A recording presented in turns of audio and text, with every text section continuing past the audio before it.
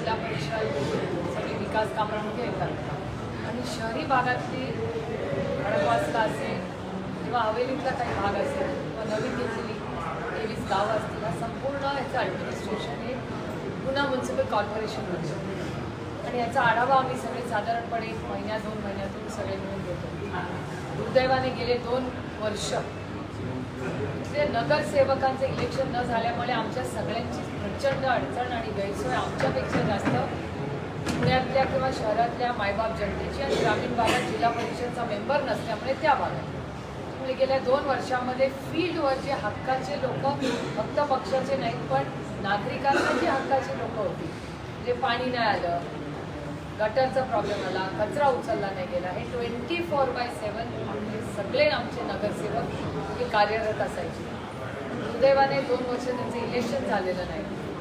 त्याच्यामुळे आज प्रचंड अडचणी या शहरामध्ये आणि ग्रामीण भागात आम्हाला दिसतात. आज सगळ्यात महत्त्वाचा आणि गंभीर विषय त्याची चिंता काळजी ही सगळ्या नगरसेवकांना आणि मला वाटते आणि हे आपल्या सगळ्यांच्या समोरचं सगळ्यात मोठं आव्हान असणार आहे ते म्हणजे महाराष्ट्रातला दुष्काळ आणि ह्या भागाचं बोलायचं झालं तर पुण्याच्या पिण्याच्या पाण्याचा प्रश्न.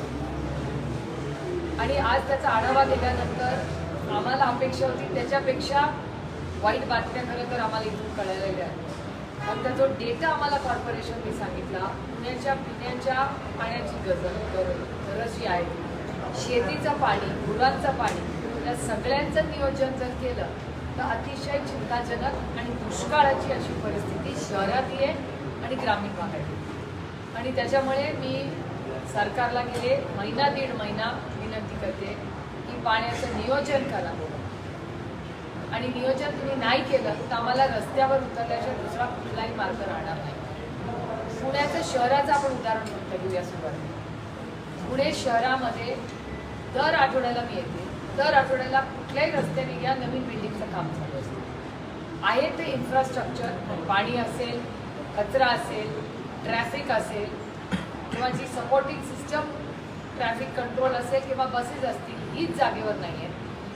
आणि इथे तुम्ही अजून नवीन बिल्डिंग जर बांधणार असाल तर आहे त्यांनाच पाणी नाही आहे, आहे त्यांचाच कचराची विल्हेवाट होते, आहे त्यांनाच ते रस्ते पुरत नाही आहेत. मग पुढच्या पुण्यामध्ये पाणीच नसणारे अशी भीती आणि काळजी आम्हाला सगळ्यांना वाटते. आणि मी पुणे म्युनिसिपल कॉर्पोरेशनचे मनपूर्वक आभार मानते की ते कबूल करतायत की हा प्रॉब्लेम आहे.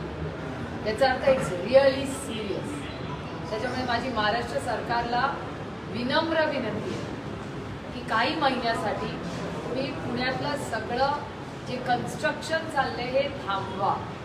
याच्यासाठी 2 कारण आहेत. एक तर प्रचंड पोल्युशन होत आहे. तुमच्या सगळ्या चॅनलवाल्यांचे, मीडियावाल्यांचे मी मनपूर्वक आभार मानते की तुम्ही एक नवीन गोष्ट टीव्हीवर आज दाखवायला लागलाय की एअर पोल्युशनचा रेडार येतो. मलाही बऱ्याच वेळा बरं वाटतं ते बघितलं की आपण जेव्हा ग्रीन किंवा येलो झोनमध्ये होतो आता मोकळा श्वास घेऊ शकतो. मुंबई पुण्यात राहिलं की तुम्ही रेड दाखवलं की आम्हाला वाटतं अरे बापरे. आता ज्येष्ठ नागरिकांचा खोकला आजार पण, लहान मुलांना अपर रेस्पिरेटरी ट्रॅक्ट इन्फेक्शन, सगळ्यांनी आता 24 तास मास्कच घालून फिरायचं का? मी इन्फ्रास्ट्रक्चरच्या विरोधात नाही, मी विकासाच्या विरोधात नाही, पण जो विकास आज महाराष्ट्रात, भारतात, पुणे शहरात होतोय हा अतिशय चिंताजनक आहे. आपल्याकडे मेट्रो असेल, आपल्याकडे ब्रिज असेल, आपल्याकडे ट्रॅफिक असेल, पण तुम्हाला आणि मला प्यायला पाणी मिळणार नाही अशी परिस्थिती कदाचित पुढच्या काही वर्षात आपल्याला दिसेल. त्याच्यामुळे जर आपण नियोजनबद्ध पुढचं पाणी, कचरा आणि ट्रॅफिक मॅनेजमेंट केलं नाही तर कितीही मेट्रो, हजारो कोटी तुम्ही मेट्रोवर घातले तरी तुमच्या आणि माझे प्रश्न दैनंदिन आयुष्यातले हे संपणार नाही. त्याच्यामुळे काय मार्ग आहे आता हा आपल्याला सगळ्यांना बसून पुढच्या 8-10 दिवसात महाराष्ट्रातला आणि पुण्यातला दुष्काळ, पाण्याची परिस्थिती, पुणे शहराची पाण्याची परिस्थिती याचा आढावा घ्या.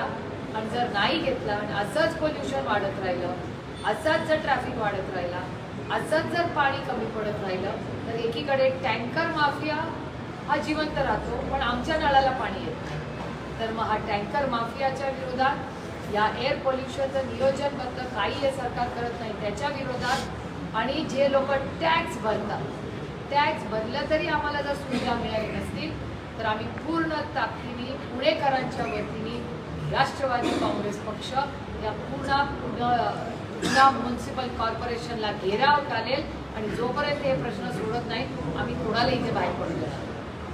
त्यामुळे it's really critical and it is serious. आणि मी राजकारण करत नाही, मी सत्तेत असते तरी माझं हेच मत असते. कारण का सत्ता ही फक्त लाल दिवा आणि पक्ष फोडण्यासाठी आणि इन्कम टॅक्स CBI DDI साठी नसते. सर्वसामान्य इट्स अ टूल, हे एक साधन आहे लोकांच्या आयुष्यात एक चांगला बदल घडवण्यासाठी. या पुन्हा म्युन्सिपल कॉर्पोरेशनमधून गेल्या 5-7 वर्षात काही 24/7 पाणी देतो, कुठला मोठा बदल गेल्या 5-7 वर्षात या पुण्यामध्ये शहरात झालाय. मला विचाराल तर क्वालिटी ऑफ लाईफ खाली गेले पुण्याचं, त्याच्यात काही सुधार झालेला मला तरी, मी इथली नागरिक आहे म्हणून अतिशय जबाबदारीने एक नागरिक म्हणून पण सांगते आणि लोकप्रतिनिधी म्हणून सांगते. कारण मी जेव्हा फील्डवर जाते तेव्हा लोक मला एकच मागतात की ताई आम्हाला पाणी पाहिजे, आम्हाला स्वच्छ पाणी पाहिजे. आम्ही टँकरसाठी करोडो रुपये आम्ही आमच्या भागात खर्च करतो. मग जर टँकरमधून पाणी येतं तर नळाला पाणी काय येतं, कचरा उचलला का जातो, ट्रॅफिकचा प्रश्न का सुटत नाही, यांच्याकडे मेट्रोसाठी करोडो रुपये आहेत पण मग आमच्या पाण्याच्या स्कीमसाठी का पैसे नाहीत आणि पाण्याचं नियोजन का होत नाही. असे असंख्य प्रश्नांवर आम्ही सविस्तर आज चर्चा केली आणि त्याच्यामुळे पुन्हा मी सांगते की महाराष्ट्राच्या सरकारने आणि पुण्याच्या ॲडमिनिस्ट्रेशनने विचार केला पाहिजे. पुढचे कन्स्ट्रक्शन जर थांबवावं, त्याचा सगळ्याचा एक आढावा घ्यावा, एक व्हाईट पेपर काढावा पुण्याच्या डेव्हलपमेंटवर, नंतरच पुढचा कार्यक्रम करावा. प्रशासनाकडून असं काही माहिती मिळेल का की आपल्याला पुढच्या काळात किती पाणी लागणार आहे? आता त्याचा आढावा ते घेणार आहे. मी स्वतः इरिगेशन डिपार्टमेंटकडे आता जाणार आहे. ती माहिती इथूनही मिळेल, इरिगेशन डिपार्टमेंटकडून पण मिळेल. पण जर 1 तारखेपर्यंत आम्हाला काहीतरी व्यवस्थित प्लॅन जर मिळाला नाही तर 1 तारखेला आम्ही पुन्हा म्युन्सिपल कॉर्पोरेशनला 1 डिसेंबरला घेराव घालणार आहोत. पुणे महानगरपालिकेमध्ये कोविड घोटाळा झाल्याचा आरोप होता आणि या प्रकरणामध्ये तत्कालीन जे आरोग्य अधिकारी त्यांच्यावरती गुन्हा सुद्धा दाखल करण्यात आलेला आहे. काय बघतं तुमच्या सगळ्यांच्या अशा पद्धतीने? मला एका गोष्टीची फक्त गंमत वाटते, जे आरोप करणारे आज सत्तेत आहेत आणि ज्यांच्यावर आरोप झाले त्यातले आज जे सत्तेत बसले तेही त्या प्रशासनातच होते. म्हणजे जर तुम्ही विरोधात असला तर तुम्ही भ्रष्टाचारी, तेच लोक सत्तेत गेले भारतीय जनता पक्ष भ्रष्ट जुमला पार्टी त्या BJP बरोबर गेले की मग त्यांना क्लीन चिट मिळते. त्यामुळे नक्की महाराष्ट्रात काय चाललंय किंवा मी फिराईट म्हणून असं एक पाऊल मागे घेऊन बसते किंवा मला कळतच नाही महाराष्ट्रात नक्की काय चाललंय. मला विचाराल तर महाराष्ट्रात पॉलिसी पॅरालिसिस आणि किओस चाललंय. किओस याच्यासाठी चाललाय की कॅबिनेटमध्ये निर्णय घेतले जात नाही तुमच्या माझ्या पाण्याच्या प्रश्नाचे, तुमच्या माझ्या दुष्काळाचा प्रश्न होत नाही, तिथे मारामाऱ्या होतात. त्यामुळे महाराष्ट्राची कॅबिनेट, मंत्रिमंडळ, आरक्षणाचा विषय आज मी टीव्हीवर तुमच्या सगळ्यांच्या चॅनलवर बसलं. काही ठिकाणी डॉक्टर आंदोलन करतायत, काही ठिकाणी शिक्षक आंदोलन करतायत, काही कॉर्पोरेशन्समधले लोक तिथे आंदोलन करतायत. मग जर एवढी आंदोलनं म्हणजे 50 झटपट बातम्यामध्ये 48 जर आंदोलनं असतील तर 2 मग इथं तिकडचे असतात. त्यामुळे नक्की महाराष्ट्राचं ट्रिपल इंजिनचं खोक्याचं सरकार आहे हे काय करते. 200 आमदार आहेत त्यांचे, त्यातले 105 रुपये दिसतच नाही बिचारे. जे 105 म्हणजे जे पहिले आले तो पक्ष, त्याचं नेतृत्व हे काय करतायत काही कळत नाही. उरलेल्या 2 मध्ये जी काय भांडणं किंवा आम्हाला जे वाटतं की जो जातो सोडवायला, पालकमंत्र्यांचा प्रश्न असेल, कुणाला कुठलं पालकमंत्रीपद द्यायचं तो प्रश्न असेल, कुठलेही विकास काम असतील तर यांचा आपापला संघर्ष असेल. मध्यवर्ती भागामध्ये पण ही स्थिती आहे आणि उपनगरामध्ये पण तेवढं बेकार अशी अवस्था आहे. तर या संदर्भाच्या बैठकीत काही चर्चा झाली का? आम्ही याच्यावर चर्चा केलेली आहे. आम्ही CM ऑफिसलाही कॉन्टॅक्ट करायचा प्रयत्न केला, कारण का अर्बन डेव्हलपमेंट डिपार्टमेंट हे माननीय CM साहेबांकडे आहे आणि तुमच्याही मीडियाच्या माध्यमातून मी CM साहेबांना विनंती करीन की आज सर्वसामान्य माणूस हा भरडला जातोय. ना इलेक्शन्स होत आहेत, ना प्रशासन लोकांना वेळ देतोय, ना विकास होतो. फक्त मोठी जी प्रोजेक्ट्स आहेत, बिग तिकीट प्रोजेक्ट्स ज्याच्यात करोडो रुपये असतात, त्याच प्रोजेक्टमध्ये या सरकारला इंटरेस्ट असतो. सर्वसामान्य मायबाप जनतेच्या छोट्या प्रश्न सरकारसाठी छोटे, कारण का त्याच्यात पैसे नाही आहेत, त्याच्यात कॉन्ट्रॅक्ट नाही. अशासाठी या सरकारला वेळ नसतोय. दुर्दैव आहे महाराष्ट्रात. जायकवाडीला पाणी सोडणार नाही असं म्हणण्यात येत आहे, कारण मराठा आरक्षण घेण्यासाठी जे आंदोलन आहे ते सुरू आहे. तर मला या आंदोलनात प्रॉब्लेम महाराष्ट्राच्या सरकारचा आहे ना. 200 आमदार, 288 पैकी 200 आमदार त्यांचे आहे. हे हॅव टू बी सोल्युशन. सत्तेत कशाला बसलाय? कॉन्ट्रॅक्टसाठी फक्त. त्यांचे मेट्रोज, हजारो कोटी रुपये याच्यासाठी त्यांना प्रश्न येत नाही. जेव्हा सर्वसामान्य मायबाप जनतेच्या नोकरीचा प्रश्न येतो, महागाईचा प्रश्न येतो, पिण्याच्या पाण्याचा प्रश्न येतो, शेतीच्या पाण्याचा प्रश्न येतो, तेव्हा यांना या ट्रिपल इंजिन खोके सरकारला त्यांना आव्हान दिसतं. एरवी नाही दिसत. ते जेव्हा मंत्रालयात बसून हजारो करोड रुपयाचे रस्ते, ब्रिज, इन्फ्रास्ट्रक्चर ते एकदम मिळीमिळी चुकचिली जातं. जेव्हा तुमच्या माझे रोजचे दैनंदिन प्रश्न येतात ना, त्याच्यासाठी या सरकारला वेळ नसतो. कारण काही खोकेचं ट्रिपल इंजिन सरकार आहे. ईडी, CBI तोड करून कशाचा बघा. केंद्र सरकारमध्ये आज महाराष्ट्र अनेक जे केंद्रातल्या स्कीम्स असतील किंवा महाराष्ट्राच्या इम्प्लिमेंटिंग स्कीम्स असतील त्याच्यात सगळीकडे महाराष्ट्र मागे. महाराष्ट्र या देशातलं 1 नंबरचं हाय परफॉर्मिंग राज्य होतं. आता तशी परिस्थिती नाही. दुष्काळाची परिस्थिती आहे. कदाचित अनेक भागांमध्ये आपल्या पुणे जिल्ह्यामध्ये ठिकाणी टँकर सुरू करावे लागतात. त्याचं नियोजनाचं काय चाललं? राज्यात दुष्काळ आहे, त्याच्याबद्दल काय चाललंय? मग सरसकट कर्जमाफी करणार का शेतकऱ्यांची? दुधाचा भाव शेतकऱ्यांना पैसे मिळत होते 60 रुपयांनी कमी झाले. म्हणजे शेतकऱ्यांना 7 रुपयांनी कमी झालंय दूध, पण पुण्यामध्ये कमी झालंय का 60 रुपयांनी दूध? म्हणजे मधले पैसे जात आहेत कुठे? महागाई कमी होत नाहीये, शेतकऱ्याला हमी भाव मिळत आहे, मग मध्ये पैसे जात आहेत कुठे सगळे? आणि या प्रश्नांवर सरकार का बोलत नाही? महागाईवर सरकार का बोलत नाहीये? बेरोजगारीवर का बोलत नाही? आरक्षणावर पण सिलेक्टिव्हली बोलतात. त्याच्यामुळे किऑस चाललाय या सरकार. राहुल गांधींना नोटीस बजावण्यात आलेली आहे निवडणूक आयोगाची. पंतप्रधान मोदींना ते पनौती म्हणून असा सभेने उल्लेख केला होता. याच्या अनुषंगाने ती कारवाई होती. राहुल गांधी एक अतिशय लढाऊ नेते आहेत. ते कुणाला घाबरत नाहीत. फिअरलेस. त्याच्यामुळे त्यांना एखादी नोटीस आली म्हणून ते काय फार घाबरून जातील आणि ते कर्तृत्वाने आहेत आणि सक्षम आहेत. त्याच्यामुळे ते त्याचं उत्तर अतिशय सक्षमपणे देतील एवढा मला त्यांच्यावर पूर्ण विश्वास आहे. Mamata Banerjee had said that Mahua Moitra's expulsion from Lok Sabha was planned, but she will make a comeback because only 3 months are left for the next elections. How do you take Well, I'm not surprised because the Rashtra Jumla party is against women also. So I'm not surprised because, and I have data, I'm not making an allegation just out of the blue. This entire BJP setup is completely against women. So I'm not surprised what they did to Mahua Moitra, because she being a woman, they thought they would just push her away. But they haven't. But look what they're doing to Vandana Chavan and to Fauzia Khan. It's another example of strong, honest women. Fauzia ji and Vandana ji are two strong, honest women who are high performers. And I'm not saying that the Vice President of India from the chair said it. Both of them were empowered to be on the Vice President's panel in the Rajya Sabha. That only high performers get. So Vandana Tai was on the panel, Fauzia Tai is on the panel. The Vice President says that they are very high performing members of parliament. They are honest, they are self-made, they are not parivarwar. Fauzia Khan ji comes from Marathwada, from a family where women did not get so much education, but she studied. She has extraordinarily done well for herself. She is a highly qualified and an educated cultured woman. So is Vandana Tai. She has led Pune as the face of Pune internationally, not just in India. So why the disqualification against these two women? What have they done wrong? So disqualification against two high-performing women just because you think they are weak. I'm sorry to tell you, they are not weak. They are enterprising, strong women, and they will fight back this disqualification. You are just victimizing them because they are two women. Srinivas Patil is 83 years old. What a glorious career he has. Why are you victimizing him? Why are you disqualifying him? Our Lakshadweep MP, Faisal is young, he's dynamic. Why are you victimizing him? They don't want honest people from communities against all odds who have created some good work and done so much development in their area. So be it Faisal, be it Srinivas Patil, and the two stars of Rajya Sabha, Vandana Tai and Fauzia Tai.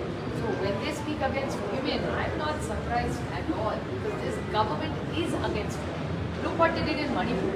When women were getting raped in Manipur, who from the Bharatiya Janata Party went or showed solace and they defended it in Parliament. So it's clear, it's obvious they are against it. या सगळ्या याच्यातनं तुमचं आणि पवार साहेबांचं नाव मात्र वगळण्यात आलेलं आहे. काय अमोल कोल्हेंचं पण आहे. अमोल कोल्हेंचं वगळण्यात आले, काल त्यांनी अजित पवारांची भेट सुद्धा घेतली लगेच. काय याच्या मागचं वेगळं राजकारण आहे?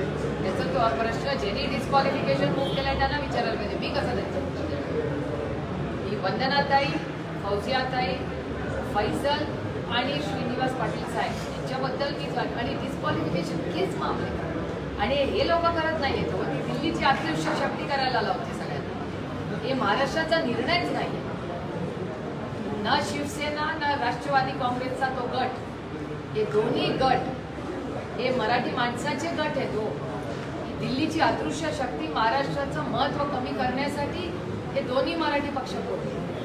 आपल्या इथल्या मुलांच्या नोकऱ्या त्यांनी नेऊन घेतल्या. फॉक्सकॉन गेलं की नाही महाराष्ट्रातून, पुण्याच्या नोकऱ्या गेल्या, पुणे जिल्ह्यातल्या 1.5 लाख लोकांच्या नोकऱ्या गेल्या. गेलं की नाही दुसरीकडे. पुण्याचं नुकसान झालं, मराठी माणसांचं, मराठी मुलांचं नुकसान झालं. आता हिऱ्याचा एवढा मोठा व्यापार आदरणीय पवारसाहेब मुख्यमंत्री असताना BKC मध्ये सेटअप केला. काय झालं? का गेला तो आता? त्याला थांबवायचा प्रयत्न कोणी केला? महाराष्ट्र सरकारमधले ट्रिपल इंजिनचा खोक्यात सरकारने होऊन चूक केलं तेव्हा ते केलं. काय करतील बिचारे? अदृश्य शक्ती आहे ना दिल्लीमध्ये. आणि आईस तर आहेच. आईस म्हणजे माहिती आहे ना तुम्हाला, इन्कम टॅक्स, CBI आणि ED इज आईस. त्याच्यामुळे मग आईसचा वापर कर, घरं फोड, पक्ष फोड आणि काही कर, पण महाराष्ट्राचं आणि महाराष्ट्राच्या नेतृत्वाचं महत्त्व कमी कर. आणि ते फक्त काय राष्ट्रवादी आणि शिवसेनेपर्यंत सीमित राहिलं नाही. ते भारतीय जनता पक्षाचे पण मोठ्या नेत्यांचं कंबरडं मोडण्याचं आणि त्यांना पण कट्टू साईज करायचं काम करतं. गडकरी साहेबांवर बघा किती अन्याय केले. आणि देवेंद्रजी बिचारे 5 वर्ष राज्याचे यशस्वी मुख्यमंत्री होते. त्यांना DCM केलं, 1 डिमोशन, त्यातून DCM 1 केलं, म्हणजे 2 वेळा अपमान आणि डिमोशन. आणि 105 आमदार निवडून आले. त्या 105 पैकी किती आमदार झाले? किती लोकांना मान सन्मान दिला? किती लोकांना महामंडळ? किती भारतीय जनता पक्षाच्या 105 लोकांना महामंडळ मिळाले? अहो, त्यांनी संघर्ष केला, सतरंज्या उचलल्या, लाट्या खाल्ल्या, आंदोलनं केली. ज्या माणसांनी आंदोलनं केली, पक्ष वाढवला, संघर्ष केला, ते बिचारे राहिले मागे आणि पंक्तीला कोण बसलं हे तुम्ही बघता. त्याच्यामुळे भारतीय जनता पक्षाचे अदृश्य शक्ती ही मराठी माणसाच्या विरोधात आहे. मग ती शिवसेना असू दे, भारतीय जनता पक्षाचं नेतृत्व असू दे, राष्ट्रवादी काँग्रेस असू दे, त्यांना असे लोक पाहिजे जे दिल्लीवरनं ते उठ म्हणलं तर उठ आणि बसतं बस. मी कालच एक छोटासा सर्वे घेतला होता. मी एका कार्यक्रमाला काल गेले आणि सगळ्यांना तिथे विचारलं, कदाचित ते असेल पण नाही, म्हटलं गुजरातच्या मुख्यमंत्र्यांचं नाव काय? कुणालाही सांगता आलं नाही. इंदापूरची गोष्ट आहे, बरेचसे पत्रकार होते. म्हटलं गुगल करून. मग त्यांनी गुगल करून मग नाव सांगितलं. किती? एक योगी आदित्यनाथ सोडले तर किती भारतीय जनता पक्षाचे मुख्यमंत्री या भारतातल्या किती लोकांना माहिती? तुम्ही पण पत्रकार आहात, तुम्ही मला सांगा किती लोक ओळखतात? त्यांना रबर स्टॅम्पवाले लोक पाहिजे, दुर्दैवाने. त्यांना कोऑपरेटिव्ह फेडरलिझम, जे कैलासवासी अरुण जेटली साहेब सातत्याने बोलायचे की कोऑपरेटिव्ह फेडरलिझम म्हणजे केंद्र हा मोठा भाऊ, राज्य हे छोटा भाऊ असला तरी कोऑपरेटिव्ह फेडरलिझम आपण एकत्र मिळून सगळ्यांनी काम केलं. अरुणजी होते तोपर्यंत अतिशय, सुषमाजी होत्या तोपर्यंत अतिशय चांगलं काम कोऑपरेटिव्ह फेडरलिझम केलं. आता कुठे आहे कोऑपरेटिव्ह फेडरलिझम? सगळे राज्याचे अधिकार दिल्ली काढून घेतात. त्यामुळे हा खूप मोठं आव्हान महाराष्ट्राच्या समोर आहे. तुमची नावं वगळून संभ्रम निर्माण करायचा संभ्रम कसला त्याच्यात? आता त्यांनी वगळली आहे, त्यांना विचारायला लागेल ना त्यांनी का सिलेक्ट केले. कोल्हे आहे तुमच्यासोबत की आत्ताच अमोलदारांची त्यांच्यासमोर आणि दोघंही आता अमोलदारांची. काही तुम्ही दर 1-2 महिन्यांनी इथं मिटिंग घेत आहे स्वामित्व गावाकडे. रमाईश्वरामा नाही, माझ्या सगळ्या लोकसभा मतदारसंघात राष्ट्रवादीनं आपले जे नगरसेवक आहेत त्यांना ती जबाबदारी दिलेली होती त्या गावाची, ते काही कामं करत नाही सर. कोण? ज्यांनी जबाबदारी दिली आमचे सगळे नगरसेवक चक्रा मारून थकले. हे बिचारे रोज फॉलोअप करतात. ते नगरसेवक पण नाहीये, ते माजी नगरसेवक बिचारे झाले तरी 2 वर्ष बिचारे पळत आहेत. कारण का त्यांना असं वाटतं या लोकांनी जे प्रेम आणि विश्वास आपल्याला दिला, आपल्याकडे पद नसलं तरी आपली नैतिक जबाबदारी आहे. हीच तर राष्ट्रवादीची खासियत आहे. सत्ता असते किंवा नसते, ज्या लोकांनी आपल्याला संधी दिली आहे ते नातं कधी तोडायचं नाही. ते विश्वासाचं प्रेमाचं नातं. त्याच्यामुळे जरी इलेक्शन त्यांनी घेतलं नसेल 2 वर्ष कोणी नगरसेवक नसले तरी रोज कॉर्पोरेशनला लोकांचे प्रश्न घेऊन येतात. काही शिवसेना कुठल्यानंतर एकनाथ शिंदेकडे गेली. आता त्यांच्या बॅनरच्या समोर एकनाथ शिंदेच्या नावासमोर हिंदू उदय सम्राट नाव लावलं. आजकाल वडील चोरायची टोळी आज चालूच आहे. आधी मुलं चोरायची टोळी होती, आता वडील चोरायची टोळी या राज्यात आली. मला काही आश्चर्य वाटत नाही. इतका किऑस आहे, पॉलिसी पॅरालिसिस आहे, कशाला वेळ नाही. आणि संजय राऊतजी म्हणले याच्यात काही खोटं नाही. कॅबिनेटमध्ये जर गँगवॉर होत असतील बाकीच्या राज्याचं काय तुम्ही आपला संजय राऊत असं म्हणतात की अजित पवार गट आता भाजपात गेल्याने दिली. सगळेच अजित पवारांची सुद्धा त्यांना येऊन पुढच्या काळामध्ये भाजपच्या चिन्हावरती निवडणुका लढवाव्या लागतील. ते नाही मला माहिती, पण एक मला माहिती आहे आणि तुम्हालाही कदाचित माहिती आहे की जे फुटलेला गट आहे, मी त्यांना शिवसेना माझ्यासाठी एकच आहे जी बाळासाहेबांची आहे, जी बाळासाहेब हयात असताना त्यांनी त्यांचा उत्तराधिकारी त्यांचा मुलगा उद्धवजींना दिली. त्याच्यामुळे माझ्यासाठी ती एकच शिवसेना आहे. कोणी नाव कुठलंही घेऊ दे, नाम किसी का भी ले लो, अमिताभ बच्चन का नाम भी बदलो तो अमिताभ बच्चन. त्याच्यामुळे नाव दुसऱ्याचं लाटून किंवा काय होत नाही असं. पण ही जी हे जे तुम्ही जे म्हणताय त्यातले काही खासदार मला मध्ये दिल्लीला भेटले होते आणि त्या शिंदे गटाचे काही खासदारांनीच मला सांगितलंय की कदाचित त्यांचं काहीतरी साठं चाललंय की त्यातले काही लोक हे कदाचित कमळावर चिन्हावर लढतील असं त्यांची चर्चा चालली. तर त्यातलं बाकी काही डिटेल मला काही काल तुम्ही जे भाजपबद्दल बोललेला होता त्याच्यावरती आता गिरीश महाजन यांनी वक्तव्य केलेलं आहे. तुमची अवस्था ही पाण्यातून बाहेर आलेल्या माशासारखी झालेली आहे. जे काही खासदार आमदार उरलेले आहेत ते सांभाळा असं विधान गिरीश महाजन यांनी तुमच्या वक्तव्यावर केले. ही लोकशाही आहे, त्यांना बोलण्याचा अधिकार आहे. काही परत पुण्याचे प्रश्न करतो. काही पुण्यामध्ये घटना घडली की एका मुलाच्या डोक्यामध्ये रॉड करून फुटपाथवर जाताना तो गेला. त्यांच्या प्रत्येक बांधकामाचा एक प्रश्न आणि लोकांच्या सुरक्षेचा प्रश्न खूप गंभीर पुढे येतो. मोठ्या प्रमाणात केला ह्या एक विषयावर पेन बोलावं. आणि दुसरी माझी वाढीच्या हॉस्पिटल संदर्भाच्या घटनेची चर्चा झाली. वर्ध्याच्या हॉस्पिटलची सविस्तर चर्चा आता झाली. आमच्या कानावर आलं होतं की याचं काम ते सुरू करणार आहे, पण आम्हाला काही लोकप्रतिनिधी असूनही आम्हाला काही माहिती देण्यात आली नाही. कारण का गेले अनेक वर्ष आम्ही सगळे मिळून वर्ध्याच्या हॉस्पिटलचा फॉलोअप करतोय आणि इट्स अ टीम वर्क. आणि ते महाविकास आघाडीच्या काळामध्ये ते हॉस्पिटल अप्रूव्ह झालं होतं आणि आता त्यांचं चाललं आहे की पुढच्या महिन्यामध्ये कदाचित जे गव्हर्नर साहेब आहेत त्यांना बोलवायचा प्रस्ताव आहे. तर बघूया, पण आमचा प्रयत्न आहे की या संपूर्ण भागामध्ये चांगली आरोग्यसेवा कमी पैशात किंवा स्वस्त किंवा मोफत ही सर्वसामान्य मायबाप जनतेला मिळावी. जनता प्रचंड टॅक्स भरते, त्याच्यामुळे ज्या बेसिक सुविधा आहेत पाण्याची, कचऱ्याची, आरोग्याची, ह्या ट्रॅफिकचे हे प्रश्न सुटलेच पाहिजे असा आमचा आग्रह. ताई आदित्य ठाकरे आज बोलताना म्हणाले की यंदाचं हिवाळी अधिवेशन हे या मोदी सरकारचं शेवटचं अधिवेशन ठरेल. तुम्हाला असंच वाटतंय का आदित्य ठाकरेंची भूमिकेशी संबंधित? असं आहे की जर कॅबिनेटमध्ये तुमच्याच चॅनलवर मी पाहिलेलं आहे की हे गँगवॉर वगैरे गोष्टी व्हायला लागल्या आहेत. आरक्षणामध्ये तुम्ही बघताय काय परिस्थिती आहे, काय पुढे झालेलं आहे. जे धनगर समाजाला 10 वर्षापूर्वी पहिल्या कॅबिनेटमध्ये ते आरक्षण देणार होते, मराठा समाज, धनगर समाज, मुस्लिम समाज आणि लिंगायत समाज या सगळ्यांच्यामध्ये अस्वस्थता आहे. मी आंदोलनं तुमच्याच चॅनलवर आम्ही बघतोय. ज्या पद्धतीने सत्तेमधले आमदार मंत्री त्यांच्यात भांडणं चालली आहेत, सत्तेमधल्या लोकांना सांगावं लागतंय आता प्लीज बाहेर कोणी बोलू नका. एवढा केऑस आणि पॉलिसी पॅरालिसिस मी कधीच महाराष्ट्रात पाहिलेलं नाही. त्याच्यामुळे हे सरकार किंवा विधानसभा कधी लागेल मला असं वाटतं सगळ्या इच्छुकांनी तयारीत राहावं. लोकसभा तर आहेच एप्रिलमध्ये, पण जे जे विधानसभेला इच्छुक आहे मी त्यांची एक वेल विशर म्हणून सांगेन. कुछ भी हो सकता है महाराष्ट्र. राष्ट्रवादी कुलाची या संदर्भात निकाल अजून लागला नाही. मात्र अजित पवार गटाचं राष्ट्रीय कार्यकारिणी बैठक 30 तारखेला कर्जतमध्ये पार पडली. पार्थ पवार पुण्यामध्ये ऍक्टिव्ह झालेले पाहण्यासाठी आहेत. पार्थ पवार आता लोकसभा बैठका घेत आहेत आणि ते स्वतः पुण्यामध्ये लक्ष केंद्रित करत आहेत. कदाचित लोकसभा निवडणुकी देखील लढवण्याची चाचपणी सुरू असणे पाहायला मिळते. चांगली गोष्ट आहे ना.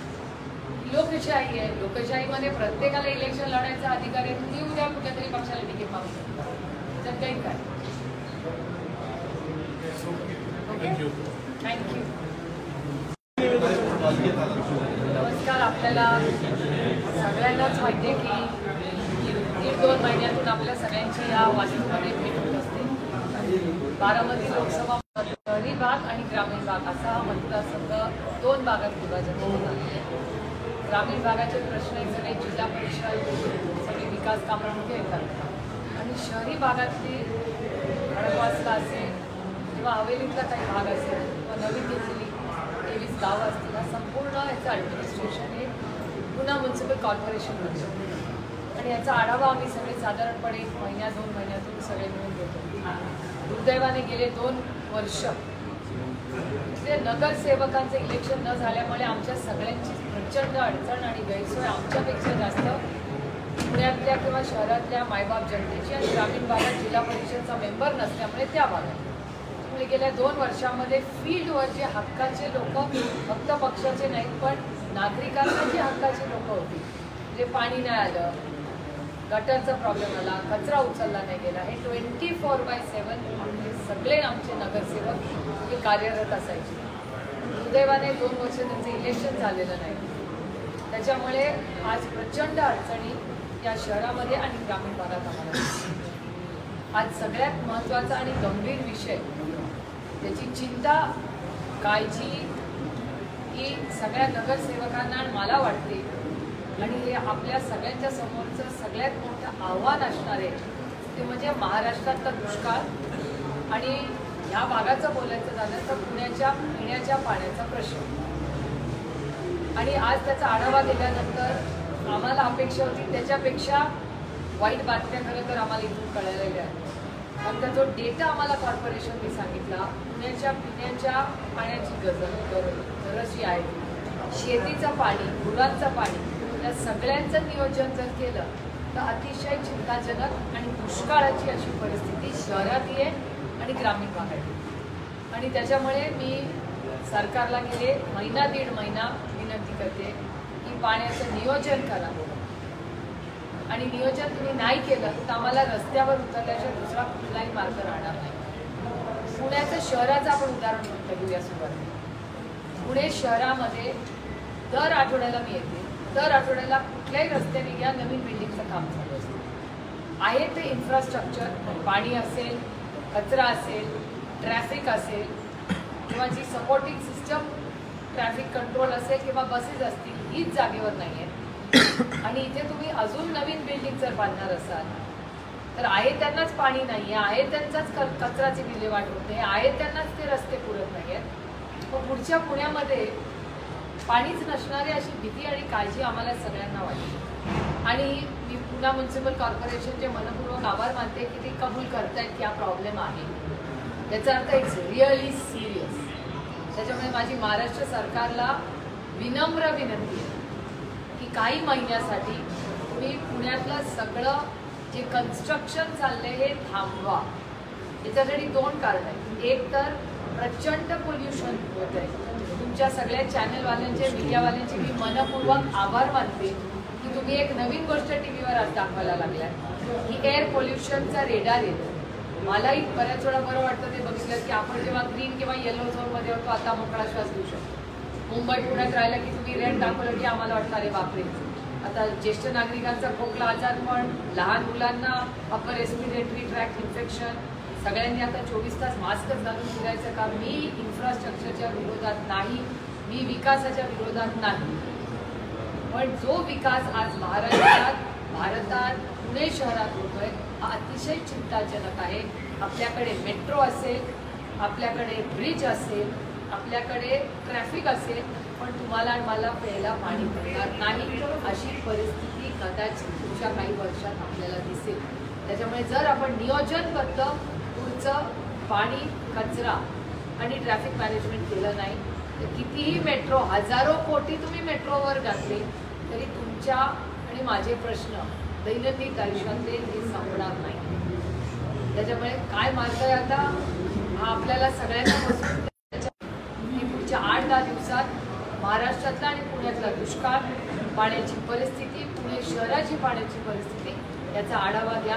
आणि जर नाही घेतला आणि असंच पोल्युशन वाढत राहिलं, असाच जर ट्रॅफिक वाढत राहिला असंच जर पाणी कमी पडत राहिलं तर एकीकडे टँकर माफिया हा जिवंत राहतो, पण आमच्या नळाला पाणी येत नाही.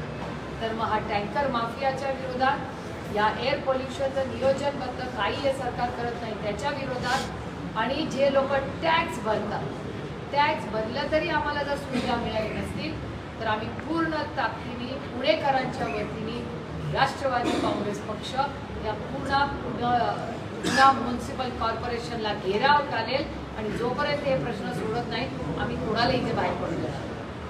त्यामुळे it's really critical and it is serious. आणि मी राजकारण म्हणून करत नाही, मी सत्तेत असते तरी माझं हेच मत असतं, कारण का सत्ता ही फक्त लाल दिवा आणि पक्ष फोडण्यासाठी आणि इन्कम टॅक्स CBI DDI साठी नसते.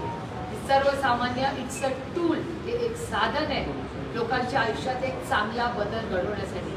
या पुन्हा म्युन्सिपल कॉर्पोरेशनमधून गेल्या 5-7 वर्षात काही 24/7 पाणी देतो, कुठला मोठा बदल गेल्या 5-7 वर्षात या पुण्यामध्ये शहरात झालाय?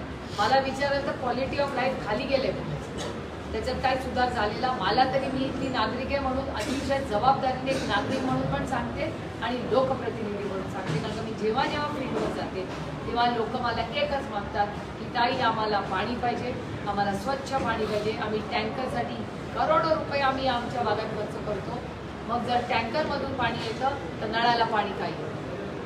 कचरा उचलला का जात? ट्रॅफिकचा प्रश्न का सुरत नाही? यांच्याकडे मेट्रोसाठी करोडो रुपये आहेत, पण मग आमच्या पाण्याच्या स्कीमसाठी का पैसे नाहीत आणि पाण्याचं नियोजन का होत नाही?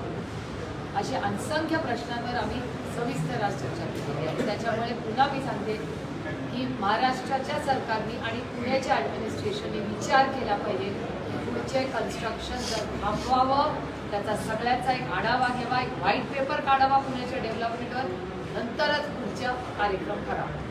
तर प्रशासनाकडून असं काही माहिती मिळाली का की आपल्याला पुढच्या काळात किती पाणी लागणार आहे? आणि आता त्याचा आढावा ते घेणार आहे. मी स्वतः इरिगेशन डिपार्टमेंटकडे आता जाणार आहे. ही माहिती इथूनही मिळेल, इरिगेशन डिपार्टमेंटकडून पण मिळेल. पण जर 1 तारखेपर्यंत आम्हाला काहीतरी व्यवस्थित प्लॅन जर मिळाला नाही तर 1 तारखेला आम्ही पुन्हा म्युन्सिपल कॉर्पोरेशनला 1 डिसेंबरला घेराव घालणार आहोत. पुणे महानगरपालिकेमध्ये कोविड घोटाळा झाल्याचा आरोप होता आणि या प्रकरणामध्ये तत्कालीन जे आरोग्य अधिकारी आहेत त्यांच्यावरती गुन्हा सुद्धा दाखल करण्यात आलेला आहे. काय बघतं तुमच्या सगळ्यांच्या त्याच्याबद्दल? मला एका गोष्टीची फक्त गंमत वाटते, जे आरोप होतात, आरोप करणारे आज सत्तेत आहेत आणि ज्यांच्यावर आरोप झाले त्यातले आज जे सत्तेत बसले तेही त्या प्रशासनातच होते. म्हणजे जर तुम्ही विरोधात असला तर तुम्ही भ्रष्टाचारी, तेच लोक सत्तेत गेले, भारतीय जनता पक्ष भ्रष्ट जुमला पार्टी, त्या BJP बरोबर गेले की मग त्यांना क्लीन चिट मिळते. त्यामुळे नक्की महाराष्ट्रात काय चाललंय, किंवा मी फिराईत म्हणून असं एक पाऊल मागे घेऊन बसते तेव्हा मला कळतच नाही महाराष्ट्रात नक्की काय चाललं. मला विचाराल तर महाराष्ट्रात पॉलिसी पॅरालिसिस आणि किऑस चाललंय. किऑस याच्यासाठी चाललाय की कॅबिनेटमध्ये निर्णय घेतले जात नाही तुमच्या आणि माझ्या पाण्याच्या प्रश्नाचे, तुमच्या आणि माझ्या दुष्काळाच्या प्रश्न होत नाही, तिथे मारामाऱ्या होतात. त्यामुळे महाराष्ट्राची कॅबिनेट, मंत्रिमंडळ, आरक्षणाचा विषय, आज मी TVवर तुमच्या सगळ्यांच्या चॅनलवर बसलं, काही ठिकाणी डॉक्टर आंदोलन करतायत, काही ठिकाणी शिक्षक आंदोलन करतायत, काही कॉर्पोरेशन्समधले लोक तिथे आंदोलन करतायत. मग जर एवढी आंदोलनं म्हणजे 50 झटपट बातम्यामध्ये 48 जर आंदोलनं असतील तर 2 मग इथं तिकडचे असतात. त्यामुळे नक्की महाराष्ट्राचं ट्रिपल इंजिनचं खोक्याचं सरकार आहे, हे काय करते? 200 आमदार आहेत त्यांचे, त्यातले 105 जर कुठे दिसतच नाही बिचारे. जे 105 म्हणजे जे पहिले आले तो पक्ष, त्याचं नेतृत्व, हे काय करतायत काही कळत नाही. उरलेल्या 2 मध्ये जी काय भांडणं किंवा आम्हाला जे वाटतं की जो जातो सोडवायला, पालकमंत्र्यांचा प्रश्न असेल, कुणाला कुठलं पालकमंत्रीपद द्यायचं तो प्रश्न असेल, कुठलेही विकास काम असतील तर यांचा आपापला संघर्ष असेल. आता ते मध्यवर्ती भागामध्ये पण ही स्थिती आहे आणि उपनगरामध्ये पण त्यामुळे बेकार अशी अवस्था आहे. तर या संदर्भाच्या बैठकीत काही चर्चा झाली का? आम्ही याच्यावर चर्चा केलेली आहे.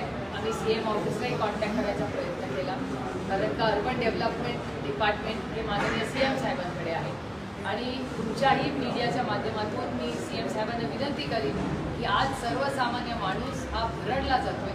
ना इलेक्शन होत आहेत, ना प्रशासन लोकांना वेळ देत आहे, ना विकास होतो. फक्त मोठी जी प्रोजेक्ट्स आहेत, बिग तिकीट प्रोजेक्ट्स, ज्याच्यात करोडो रुपये असतात त्याच प्रोजेक्टमध्ये या सरकारला इंटरेस्ट असतो. सर्वसामान्य मायबाप जनतेच्या छोट्या छोटे प्रश्न सरकारसाठी छोटे कारण का त्याच्यात पैसे नाही आहेत आणि त्याच्यात कॉन्ट्रॅक्ट नाही. अशासाठी या सरकारला वेळ नसतोय. दुर्दैव आहे महाराष्ट्रात. जायकवाडीला पाणी सोडणार नाही असं म्हणण्यात येत आहे कारण मराठा आरक्षणासाठी जे आंदोलन आहे ते सुरू आहे. तर मला या आंदोलनाचे परिणाम आपल्या लोकांच्या एव्हरीडे लाईफवर पण दिसतात. हा प्रॉब्लेम महाराष्ट्राच्या सरकारचा आहे ना. 200 आमदार 288 पैकी 200 आमदार त्यांचे हे हॅव टू बी सोल्युशन. सत्तेत कशाला बसलाय? कॉन्ट्रॅक्टसाठी फक्त त्यांचे मेट्रोज हजारो कोटी रुपये याच्यासाठी त्यांना प्रश्न येत नाही. जेव्हा सर्वसामान्य मायबाप जनतेच्या नोकरीचा प्रश्न येतो, महागाईचा प्रश्न येतो, पिण्याच्या पाण्याचा प्रश्न येतो, शेतीच्या पाण्याचा प्रश्न असतो, तेव्हा यांना या ट्रिपल इंजिन खोटे सरकारला त्यांना आव्हान दिसतं. एरवी नाही दिसत. ते जेव्हा मंत्रालयात बसून हजारो करोडो रुपयाचे रस्ते ब्रिज इन्फ्रास्ट्रक्चर ते एकदम मिळीमिळी चुकचिडी जातं. जेव्हा तुमच्या माझे रोजचे दैनंदिन प्रश्न येतात ना त्याच्यासाठी या सरकारला वेळ नसतो. कारण काही खोकेचं ट्रिपल इंजिन सरकार आहे. ईडी CBI तोड करून कशाला बघा. केंद्र सरकारमध्ये आज महाराष्ट्र अनेक जे केंद्रातल्या स्कीम्स असतील किंवा महाराष्ट्राच्या इम्प्लिमेंटिंग स्कीम्स असतील त्याच्यात सगळीकडे महाराष्ट्र मागे. महाराष्ट्र या देशातलं 1 नंबरचं हाय परफॉर्मिंग राज्य होतं. आता तशी परिस्थिती नाही. दुष्काळाची परिस्थिती आहे. कदाचित अनेक भागांमध्ये आपल्या पुणे जिल्ह्यामध्ये ठिकाणी टँकर सुरू करावे लागतात. त्याचं नियोजनाचं काय? राज्यात दुष्काळ आहे त्याच्याबद्दल काय चाललंय? मग सरसकट कर्जमाफी करणार का शेतकऱ्यांची? दुधाचा भाव शेतकऱ्यांना पैसे मिळत होते 60 रुपयांनी कमी झालाय. म्हणजे शेतकऱ्यांना 7 रुपयांनी कमी झालंय दूध. पण पुण्यामध्ये कमी झालंय का 60 रुपयांनी दूध? मग मधले पैसे जात आहेत कुठे? महागाई कमी होत नाहीये, शेतकऱ्याला हमी भाव मिळत आहे. मग मध्ये पैसे जात आहेत कुठे हे सगळे? आणि या प्रश्नांवर सरकार का बोलत नाही? महागाईवर सरकार का बोलत नाहीये? बेरोजगारीवर का बोलत नाही? आरक्षणावर पण सिलेक्टिव्हली बोलतात. त्याच्यामुळे किऑस चाललाय या सरकार. काही राहुल गांधींना नोटीस बजावण्यात आलेली आहे निवडणूक आयोगाची. पंतप्रधान मोदींना ते पनौती म्हणून असा सभेतनं उल्लेख केला होता. याच्या अनुषंगाने ती कारवाई होती. राहुल गांधी एक अतिशय लढाऊ नेते आहेत. ते कुणाला घाबरत नाही. फिअरलेस. त्याच्यामुळे त्यांना एखादी नोटीस आली म्हणून ते काय फार घाबरून जातील आणि ते कर्तृत्ववान आहेत आणि सक्षम आहेत. त्याच्यामुळे ते त्याचं उत्तर अतिशय सक्षमपणे देतील एवढा मला त्यांच्यावर पूर्ण विश्वास आहे. Mamata Banerjee had said that Mahua Moitra's expulsion from Lok Sabha was planned, but she will make a comeback because only 3 months are left for the next elections. How do you take his... Well, I'm not surprised because the Rashtra Jumla party is against women also. So I'm not surprised because, and I have data, I'm not making an allegation just out of the blue. This entire BJP setup is completely against women. So I'm not surprised what they did to Mahua Moitra because she being a woman, they thought they would just push her away. But they haven't. But look what they're doing to Vandana Chavan and to Fauzia Khan. It's another example of strong, honest women. Fauzia ji and Vandana ji are two strong, honest women who are high performers. And I'm not saying that the Vice President of India from the chair said it.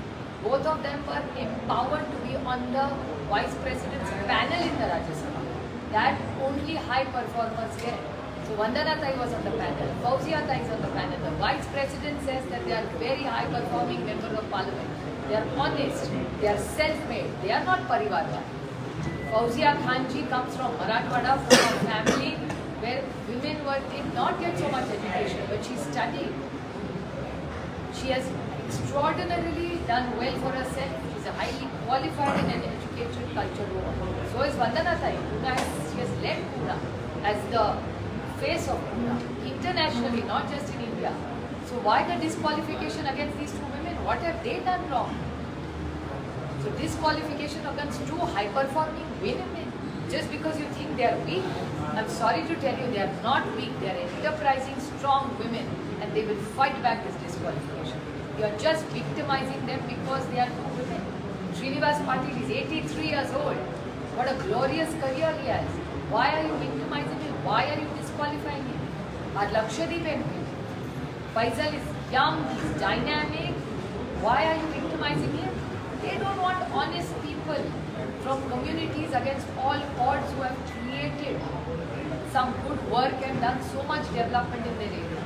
So be it Faisal, be it Srinivas Patil, and the two stars of Rajya Sabha, Vandana Tai and Fawzia Tai. So when they speak against women, I am not surprised at all, because this government is against women. Look what they did in Manipur. When women were getting raped in Manipur, who from the Bharatiya Janata Party went or showed solace, and they defended it in Parliament. So it's clear, it's obvious they are against women. या सगळ्या याच्यातनं तुमचं आणि पवार साहेबांचं नाव मात्र वगळण्यात आलेलं आहे. काय अमोल कोल्हेंचं पण आहे. अमोल कोल्हेंचं वगळण्यात आले. काल त्यांनी अजित पवारांची भेट सुद्धा घेतली लगेच. काय याच्या मागचं वेगळं राजकारण आहे? त्याचा तो प्रश्न ज्यांनी डिस्क्वालिफिकेशन मूव्ह केलाय त्यांना विचारायला पाहिजे. मी कसं त्यांचं उत्तर देणार? ही वंदनाताई, फौजियाताई, फैसल आणि श्रीनिवास पाटील साहेब यांच्याबद्दल मी आणि डिस्क्वालिफिकेशन केच मामले आणि हे लोक करत नाही येतो. ती दिल्लीची अतिशय शक्ती करायला लावते सगळ्यांना. हे महाराष्ट्राचा निर्णयच नाही. ना शिवसेना ना राष्ट्रवादी काँग्रेसचा तो गट, हे दोन्ही गट हे मराठी माणसाचे गट आहेत. हो, दिल्लीची अदृश्य शक्ती महाराष्ट्राचं महत्त्व कमी करण्यासाठी हे दोन्ही मराठी पक्ष होते. आपल्या इथल्या मुलांच्या नोकऱ्या त्यांनी नेऊन घेतल्या. फॉक्सकॉन गेलं की नाही महाराष्ट्रातून, कुणाच्या नोकऱ्या गेल्या, पुणे जिल्ह्यातल्या 1.5 लाख लोकांच्या नोकऱ्या गेल्या. गेला की नाही दुसरीकडे. कुणाचं नुकसान झालं? मराठी माणसांचं, मराठी मुलांचं नुकसान झालं. आता हिऱ्याचा एवढा मोठा व्यापार आदरणीय पवारसाहेब मुख्यमंत्री असताना BKC मध्ये सेटअप केला. काय झालं? का गेला तो? आता त्याला थांबवायचा प्रयत्न कोणी केला? महाराष्ट्र सरकारमधलं ट्रिपल इंजिनचं खोक्यात सरकारने होऊन चूक केलं तेव्हा ते केलं. काय करतील बिचारे? अदृश्य शक्ती आहे ना दिल्लीमध्ये. आणि आईस काय? आईस म्हणजे माहिती आहे ना तुम्हाला? इन्कम टॅक्स, CBI आणि ED इज आईस. त्याच्यामुळे मग आईसचा वापर कर, घरं फोड, पक्ष फोड आणि काही कर, पण महाराष्ट्राचं आणि महाराष्ट्राच्या नेतृत्वाचं महत्त्व कमी कर. आणि ते फक्त काय राष्ट्रवादी आणि शिवसेनेपर्यंत सीमित राहिलं नाही. ते भारतीय जनता पक्षाचे पण मोठ्या नेत्यांचं कंबरडं मोडण्याचं आणि त्यांना पण कट टू साईज करायचं काम करतात. गडकरी साहेबांवर बघा किती अन्याय केले. आणि देवेंद्रजी बिचारे 5 वर्ष या राज्याचे यशस्वी मुख्यमंत्री होते. त्यांना DCM केलं, 1 टर्म डिमोशन, त्यातून DCM 1 केलं, म्हणजे 2 वेळा अपमान आणि डिमोशन. आणि 105 आमदार निवडून आले. त्या 105 पैकी किती आमदार झाले? किती लोकांना मान सन्मान दिला? किती लोकांना महामंडळ? किती भारतीय जनता पक्षाच्या 105 लोकांना महामंडळ मिळाले? अहो, त्यांनी संघर्ष केला, सतरंज्या उचलल्या, लाट्या खाल्ल्या, आंदोलनं केली. ज्या माणसांनी आंदोलनं केली, पक्ष वाढवला, संघर्ष केला, ते बिचारे राहिले मागे आणि पंक्तीला कोण बसलं हे तुम्ही बघता. त्याच्यामुळे भारतीय जनता पक्षाचे अदृश्य शक्ती ही मराठी माणसाच्या विरोधात आहे. मग ती शिवसेना असू दे, भारतीय जनता पक्षाचं नेतृत्व असू दे, राष्ट्रवादी काँग्रेस असू दे, त्यांना असे लोक पाहिजे जे दिल्लीवरनं ते उठ म्हणलं तर उठ आणि बसतं बस. मी कालच एक छोटासा सर्वे घेतला. मी एका कार्यक्रमाला काल गेले आणि सगळ्यांना तिथे विचारलं, कदाचित ते असेल पण नाही, म्हटलं गुजरातच्या मुख्यमंत्र्यांचं नाव काय? कुणालाही सांगता आलं नाही. इंदापूरची गोष्ट आहे. बरेचसे पत्रकार होते. म्हटलं गुगल करून. मग त्यांनी गुगल करून मग नाव सांगितलं. किती एक योगी आदित्यनाथ सोडले तर किती भारतीय जनता पक्षाचे मुख्यमंत्री या भारतातल्या किती लोकांना माहिती? तुम्ही पण पत्रकार आहात, तुम्ही मला सांगा किती लोक ओळखतात? त्यांना रबर स्टॅम्पवाले लोक पाहिजे, हृदयवाले. त्यांना कोऑपरेटिव्ह फेडरलिझम, जे कैलासवासी अरुण जेटली साहेब सातत्याने बोलायचे की कोऑपरेटिव्ह फेडरलिझम म्हणजे केंद्र हा मोठा भाऊ, राज्य हे छोटा भाऊ असला तरी कोऑपरेटिव्ह फेडरलिझम आपण एकत्र मिळून सगळ्यांनी काम केलं. अरुणजी होते तोपर्यंत अतिशय, सुषमाजी होत्या तोपर्यंत अतिशय चांगलं काम कोऑपरेटिव्ह फेडरलिझम करायचं. आता कुठे आहे कोऑपरेटिव्ह फेडरलिझम? सगळे राज्याचे अधिकार दिल्ली काढून देतात. त्यामुळे हा खूप मोठं आव्हान महाराष्ट्राच्या समोर.